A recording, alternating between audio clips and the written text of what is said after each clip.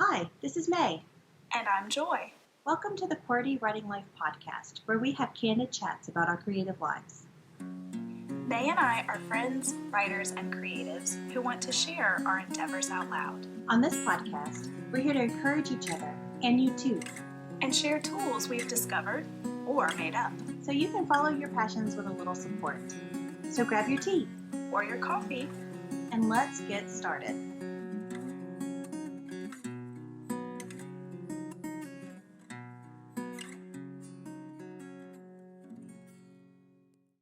Hello, everyone. It's another week. Hello and welcome. Tonight we're going to be talking about our creative critique partners, part 2, where we will be evaluating ourselves. But before we do that, let's talk about our creative weeks. Joy, what did you do? Oh, yesterday I had a fantastic opportunity to lead a Prep Your Story workshop for a group of teens. And it was so much fun. Let me just tell you, these kids are so creative. And I had the challenge, I will say, of making it a Halloween theme. So it was Preptober Thrills and Chills. So I gave them some prompts that kind of fit with the season, and they were coming up with all sorts of fantastic story ideas. We had historical fiction, we had fantasy, we had ghosts, we had all sorts of wonderful things going on, and I just found them quite inspiring. So it was a lot of fun. That sounds so wonderful. It was. So can you give us an example of the way that you Halloweened this up? So it was funny because one of the prompts was the one that we've heard a million times and we all laugh about, that it was a dark and stormy night. But as I told them, you always want to ask your what ifs and then put a twist in there, right? So maybe you chose that it was a dark and stormy night, but could you make that a comedy? Or, something like that. So it was fun. It was fun to just be a little creative even with the workshop itself. Oh, I love that. Well done. Well, thank you. So tell me about your week. I have been very introspective this week, and I was speaking to my cousin, and she is just one of the most wise and beautiful inside and out people that I just know in this world. And she teaches art, which, art teachers are supposed to be wise and beautiful inside and out, right? So she teaches art to kindergarten through 6th graders. And one of the things she was telling me that she tells her art students was just so perfect for me in this season of my life. And it's something that I needed to hear too. So she tells her students that if they are not making mistakes, then it's her fault, that she's not challenging them enough for them to be learning. And when they get confused about that, then she's like, well, that uncomfortable feeling that you have whenever you don't know how to do something or when you're doing something new. She said that's the feeling of learning and growing. So if you don't feel that way, and if you're not making mistakes and trying to, in your practice of learning the art that she's trying to teach, then they're not learning and they're not growing, and that's her job as a teacher. Aww. And I just thought, wow, that's so intuitive. And so she's got a whole bunch of first graders now who are like, look at this, I've made a mistake, and they're really happy about it. Aww. And she's like, this is a good thing, but we also need to tone it down a little bit. Like, we're not going to make the mistakes on purpose. But I was just thinking about our creative lives and my professional life and where it is right now, and even in our personal lives. Whenever we slip up and we say the wrong thing, we kind of beat ourselves up about it, and we have that uncomfortable kind of anxious feeling whenever we're going up to talk to somebody new, or we're trying out something new or something like that. It's like that's just us learning and growing, and if we can maybe think about that on that level, then maybe we won't be so scared of that feeling. And that's kind of what I've been thinking about this week and as I've been going through. And I know that that's a thought situation, but I do think that it probably does relate to creativity as we try new things and as I'm trying new things and moving on and learning and growing in my life. So, That's great. yeah. Thank you for sharing that. I think that that's something that we could all could encourage every single one of us this week. So, Yeah, I told her that. I was like, you're telling that to first graders and, through sixth graders. But I told her, I said, I am an adult and I needed to hear that today. And so I thought I'd share it with you guys too. yay. Oh, I'm so glad you did. Oh, yeah. And I think that that little bit of introspection was actually a perfect way to work into tonight's topic. Because, as May said, tonight is our second part in this series on creative critique partners. And if you guys missed last week, you can go back and listen to that as well. But basically, we wanted to take our topic of writing critique partners, which we wrote a book about, and that's this book right here, Finders Keepers, for those of you who can see the picture, but it's called Finders Keepers, A Practical Approach to Find and Keep Your Writing Critique Partner. But as May and I have kind of talked through this topic of critique partners and how fabulous they are, we got to thinking how it really can transform into pretty much any creative medium. So that's what this whole series is about. So in this second part, we are talking about evaluating yourself. So before you can begin a relationship like this, before you should begin any kind of relationship, honestly, not that I'm a relationship coach or anything, but you really need to evaluate and understand and know yourself and be introspective. So that's kind of our foundation part. In the book, we talk about 3 different ways that we can prepare ourselves. And the first is an intellectual preparation. And this is just simply you kind of need to know some basics about your craft. Okay, so whatever creative medium you have, you need to know at least the basics. You need to have a foundational knowledge of what it is you are producing so that when you do have a creative critique partner, you'll be able to tell them what you see could be improved and what things they're doing so well. And that way you can also ask for what you are needing with your work. And it doesn't mean you need to know everything.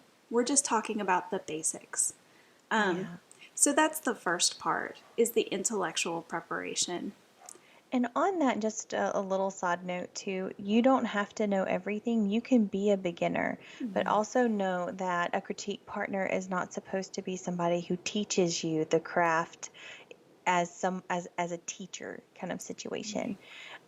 You can be a beginner, but know that you're looking for a critique partner who is also a beginner, so you guys can learn together and grow together in that relationship and in that journey. But if you are finding somebody who is like master level and you are intermediate level or beginner level, that's going to be more of a coach situation or a mentor situation, which is going to put one person above the other in one form or fashion. So, not to say that you can't be like an apprentice and move on up, eventually being on the same level, but with a critique partner relationship, the kind of relationship that we're trying to encourage you to cultivate here would be more of on the same plane. So you don't have to have the same strengths and you don't have to have the same weaknesses. In fact, we encourage you to look for somebody who varies in both strengths and weaknesses. But we are asking you to consider honestly where you are on your craft level. So true. Yeah, great point. That's kind of what sets it apart from some of those Yeah. others. So, And you yeah. can't be reciprocal if you're not close to the same place. And Right. reciprocation is huge, as we talked about in the last episode. Yes, so true. Yeah, so that's intellectual preparation. Then the second part is just a practical preparation, okay? And this is just, do you have time in the season of your life to dedicate to your art and to a partner's art, or whatever the creative medium is that you're looking at doing? If you don't have the time to devote to that, then this may just not be the right time in your life. And that's okay. You can still listen to these episodes and think about all of the ways that one day when you do have the time, you can approach having a critique partner. But if it's not the right time, then that's okay. So just practical preparation. Absolutely. If you don't know if you have the time that you need in order to devote to a creative critique partner, then we're going to link down below to an article that Joy wrote about time blocking. So you can evaluate your days and see where you might have a little bit of time that you could etch out for this, or, you know, really know that all of your responsibilities are completely necessary, and this might not be the season of your life for a creative critique partner. But you won't know until you analyze what's going on and see where you're spending your time. So That's so that true. might be helpful. Yeah, definitely. And it could be too that as you go through that and you kind of really evaluate the time that you're spending in different places, you might just find the time for it. Um, Mhm. so there you go. Never know.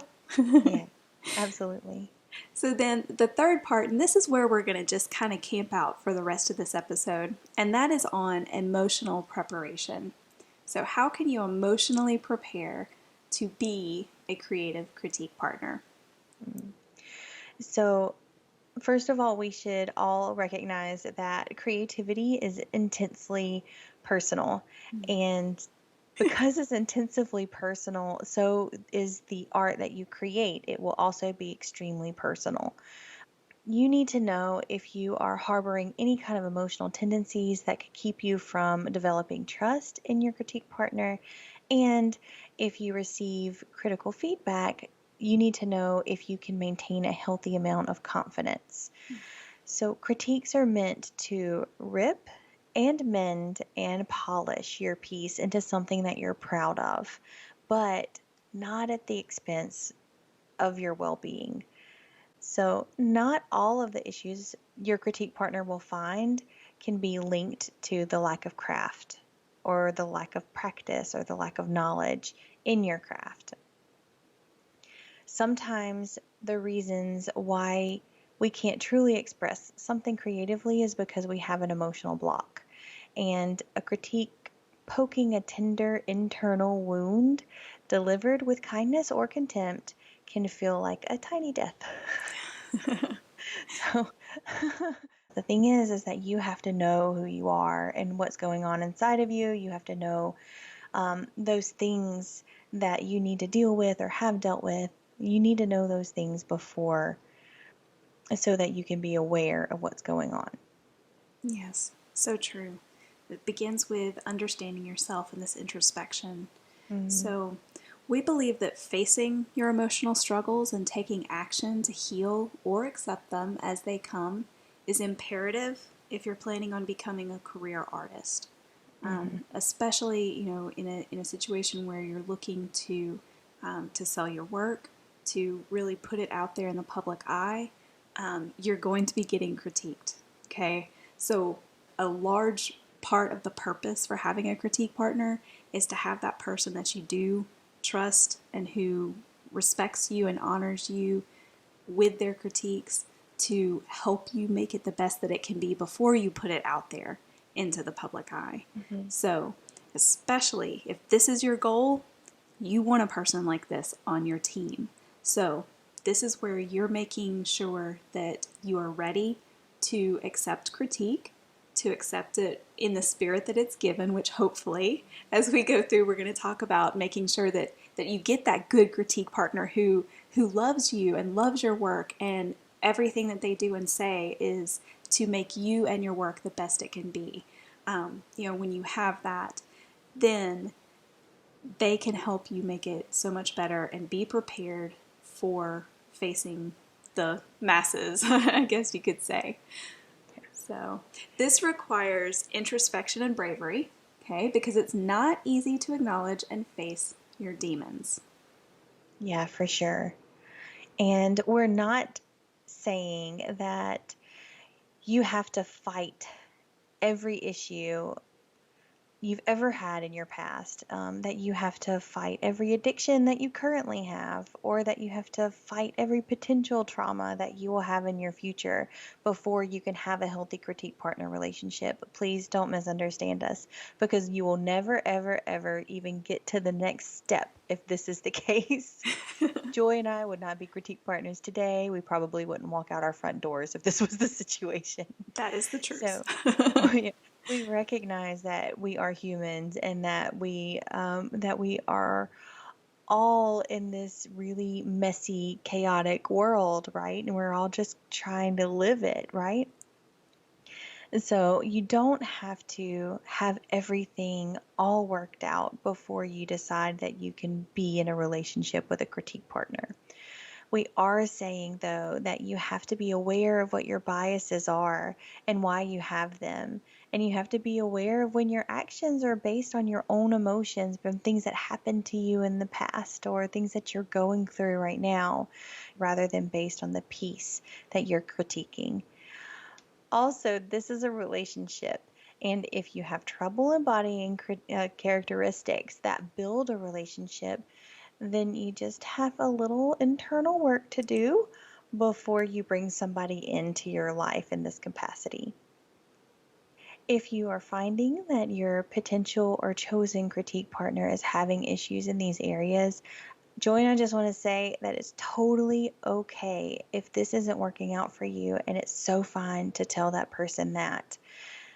This is a very short life, and your art is so very important, and it is one of the things that can really cut you to the quick too. So if you don't have somebody who is your biggest fan, your biggest support system, who is telling you the truth out of love, and who you respect and who respects you as well, then it might not be a healthy critique partner relationship, and it might not be somebody that you want to continue having a critique partner relationship with.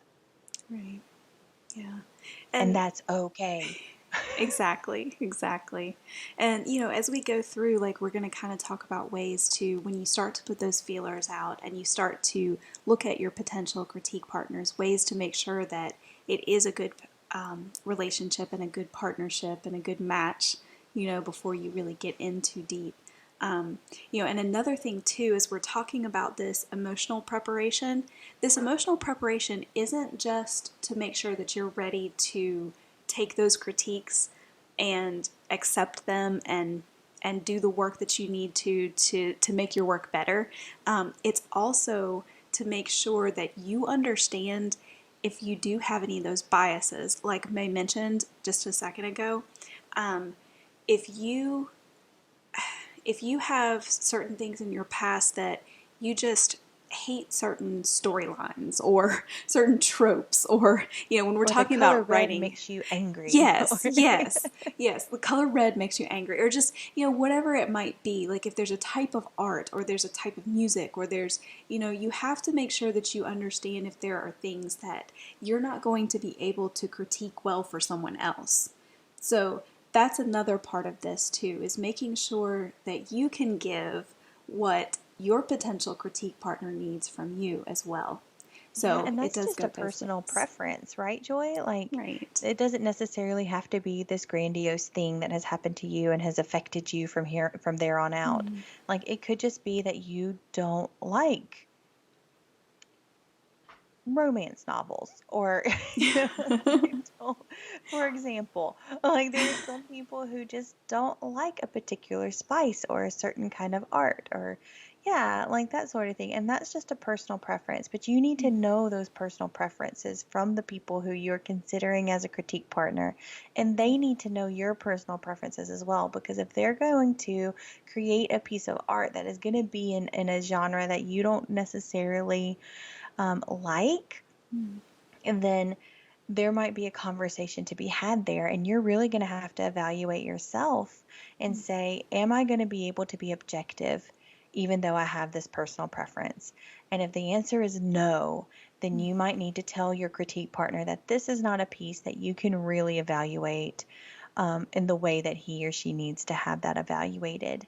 in which case they could go find somebody else who might be able to be their second critique partner, because Mm. Joy has more than one critique partner. I'm not her only one. She's my only one, so I love her more than she loves me. But Youch, the knife, the just knife. kidding, just kidding. And I have met her other critique partner, and she's phenomenal, let me just say out loud. So I don't have any kind of issues there. But that was also something that Joy found, that she had time for two critique partners, and I have time for one critique partner. And that was a realization that I had to come to, because I have reevaluated my time and found that there was none for a second. So here we are. And that goes back to the practical preparation. It sure does. It sure does. Yeah. But, it's okay to say, I'm going to sit this one out if that's Mhm. cool with you. Um, Right. or you could say, I am fine with critiquing this, that you should know that this piece has a squirrel in it. And when I was 8 years old, I was attacked by a squirrel. And so I've had a fear of squirrels ever since then. And you should just know that up front as I critique this piece, or something like that.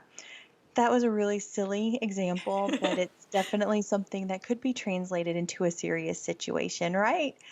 So, So true. but yeah, so Joy doesn't write in a genre that I normally read in, and I don't write in a genre that Joy normally reads in. And so it's interesting that we're critique partners, right? The thing that we were able to find common ground on, because we knew this about each other beforehand, was the fact that I don't have to have this particular genre be my go-to, but I have an appreciation of all literature. So I understand story, I understand my craft, and I can help her make this story better, no matter if it's my go-to genre or not. So I was able to say, this is my preference. You're writing in a different place, but I still can be your critique partner if you want me. And then Joy had a choice to say, I want you on this story, whether you enjoy the genre or not. So, You don't have to like it, just fix it. and the thing is that because I have an appreciation for literature and I have appreciation Yeah. for story structure, I'm able to Mhm. even enjoy the process of critiquing another genre. Yeah. So that's the thing, is that you don't have to overcome every obstacle that's placed in your way. You just have to know where you stand, and you have to know if you are able to still be productive for your partner at that point in time. Yeah. That's perfect. So this is all probably way more than you bargained for when you first had the sparkle of interest in your medium. But it's honestly one of the best side effects of creativity.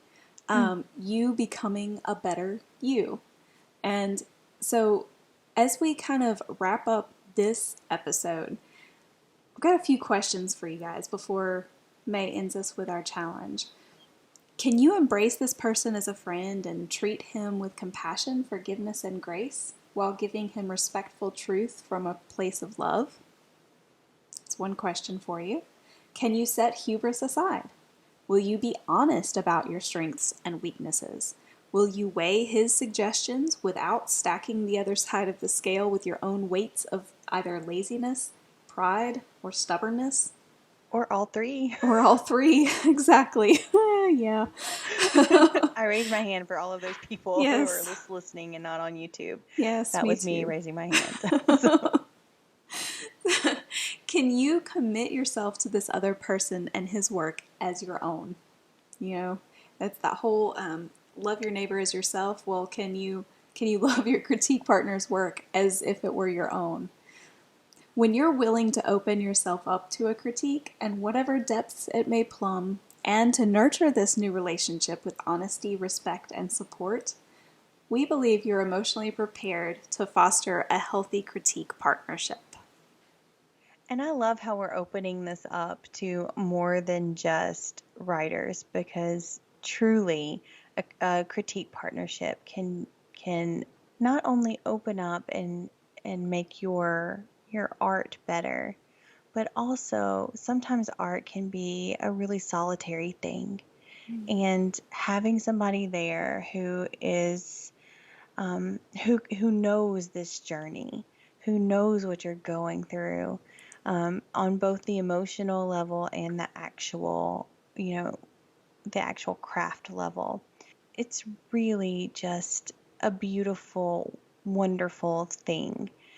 And sometimes we don't have those people around us who understand, so we feel like we have to keep our creativity and our projects and our artistry to ourselves. But when you have a healthy critique partnership, you not only critique the product, but you also get to celebrate with each other, and you also get to grieve with each other. And it's really and truly how relationships are supposed to be in this world.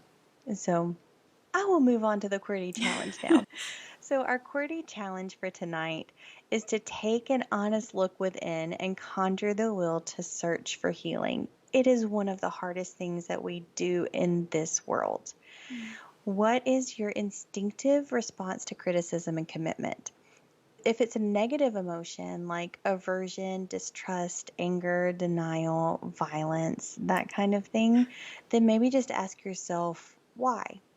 What trauma do you need to understand before engaging in this relationship? What are you afraid of? And I'm not asking you that like to taunt you. I'm really truly curious. What are you afraid of? And that's a question we all need to ask ourselves. Everyone has a past, the imperfect foundation that has made us who we are. And sometimes our past is hard, but look at who we are today. And it can really make us into a version of ourselves that we never thought that we could be, a compassionate and empathetic version of ourselves that without that past, we wouldn't be. So in some cases too, we can be so hard-hearted and placing blame on our childhood selves for the things that are out of our control. And we might harbor guilt for decisions that we made before we even knew better. This is not a moment of judgment in this QWERTY challenge. What we're hoping for, rather, is an opportunity for you to seek self-forgiveness. Likewise, if your past holds pain or trauma, you may be stuck living beneath a shroud. You deserve the chance to feel comfortable in your own skin, and you're worth the effort to improve your present. Write down your findings. Seeing them on the page might help give your thoughts order and provide a new perspective. And we challenge you to evaluate yourself and take the steps that you need to heal, even if that means finding help outside from a professional. Thank you for sharing that with us, and I hope that you guys take this challenge this week. I hope that you do some introspection, introspective thinking. This was a little heavy tonight, so if you need to listen to the happy Spotify playlist, you should probably go do that. You'll pick me up after this. Find a comedian. It's a tough one. But we know that you are worth it, and we know that you are strong enough to at least start the process. So we hope you have a fantastic week. And go make something. Bye. Bye. Thanks for listening until the end. Seriously, you're a trooper. Do you think QWERTY Writing Life is the bomb? May, you just said the bomb. Don't you censor me. If you think QWERTY Writing Life rocks ice for real, Oh my word. please rate, review, and share us with others. If you have questions about this week's episode or want to start a conversation, you can reach us by visiting QWERTYWritingLife.podbean.com. We'll be back next week with more candid chats for you.